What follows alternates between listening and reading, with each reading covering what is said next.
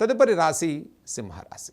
ఇక సింహరాశి వారి యొక్క గ్రహ సంచారంలో జన్మరాశిలో బుధుడు, ద్వితీయంలో కేతువు, షష్టమంలో చంద్రుడు, సప్తమ శనైశ్వరుడు, అష్టమ రాహు, దశమ కుజగురుల యొక్క సంచారం, ద్వాదశ రవిశుక్ల యొక్క సంచారం. ఇక సింహరాశి వారికి ప్రతి వ్యవహారంలో ఒక చక్కటి ప్రణాళికతో ముందుకెళ్ళి విజయం సాధించుకునే వారంగా చెప్పుకోవచ్చు. మనోధైర్యంతో కార్యాచరణ పూర్తి చేయండి. అనవసర అనుమానాలు, అనవసర హామీల వల్ల నష్టాలకు గురేటువంటి అవకాశం గోచరిస్తోంది. అష్టమ రాహు, సప్తమ శనైశ్వరుని ప్రభావం ప్రతి వ్యవహారంలో కొంత ఆలస్యం, జాగరూకత, ఒత్తిడి భారం పెరిగే వారంగా చెప్పుకోవచ్చు. మనోధైర్యంతో ముందుకు వెళ్ళండి, విజయం సాధించుకునే వారంగానే చెప్పుకోవచ్చు. ఈ రాశి వారికి ద్వితీయ కేతు సంచారం వల్ల గతంలో ఆగిపోయిన వ్యవహారాన్ని పునః ప్రారంభం చేసుకుంటారు.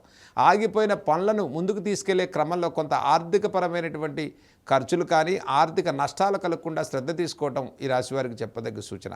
సుదూర ప్రాంతాలకు ప్రయాణాలు చేసేవారు తగిన జాగ్రత్తలు పాటించండి. సప్తమ శనైశ్వరుడు, అష్టమ రాహు సంచారం వల్ల ప్రతి పనిలో ఆరోగ్య విషయాల్లో కొంత జాగ్రత్తలు తీసుకోవటం సింహరాశి వారికి ఈ వారంలో చెప్పదగ్గ సూచన.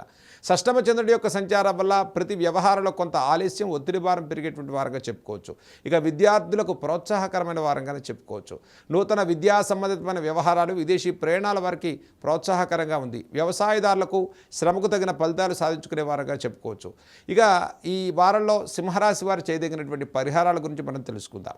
నేటి రోజు సింహరాశి వారికి ఈ వారంలో శ్రీ సుబ్రహ్మణ్యేశ్వర స్వామి వారి యొక్క ఆరాధన విశేషమైన ఫలితాలు కలిగిస్తుంది. అష్టమ రాహు సంచారం వల్ల దుర్గా అమ్మవారి యొక్క ఖడ్గమాల స్తోత్రాలు చదువుకోండి. దుర్గా అమ్మవారి దర్శనాన్ని చేయండి. అమ్మవారి నామాన్ని మనసులో స్మరణ చేయండి. విశేషమైన ఫలితాలు లాభించేటువంటి వారంగా చెప్పుకోవచ్చు.